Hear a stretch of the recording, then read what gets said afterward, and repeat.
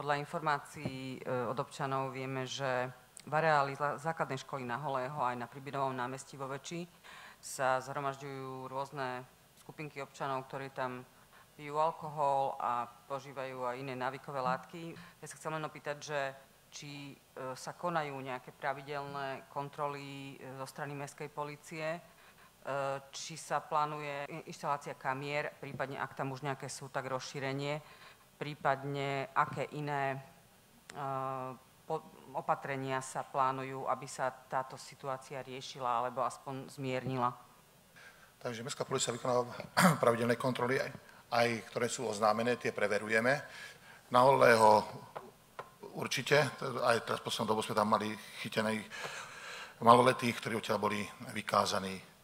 Takisto aj pri Binovom námestí, ale vlastne každá škola, takisto aj za Čajovňou, tie kontroly vykonávame pravidelne.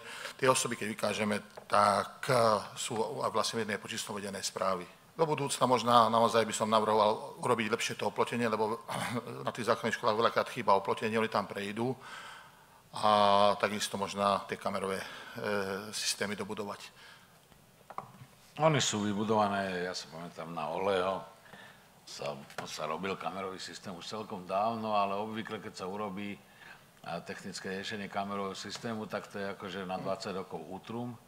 Viem, že sú tam nejaké kamery, ale že či oni dokážu snímať tak, aby z toho boli nejaké dôkazy, to asi nie už teraz. Viem, že kontroly sa tam vykonávajú, lebo komunikovali sme niekoľkokrát s pánom riaditeľom základnej školy Holého. A to na námestí, toto neviem, to som neevidoval nejako, že by tam bol nejaký problém na tom Pribinovom, ale keď hovoríte a polícia tam vykonáva kontroly, tak môžu ešte zintenzívniť, možno práve v týchto dvoch lokalitách. Tak by som poprosil, že možno aj preventívne Veselá Seniatka by tam vedela výsť riadka, aj každý deň radšej nejaké obdobie zintenzívnime tie reklamy, či tie kontroly a uvidíme, či to ustane. Toto je dlhodobý problém aj na Holého. Tam majú to atrium, jednoducho to je stvorené na to, aby sa to robilo zle.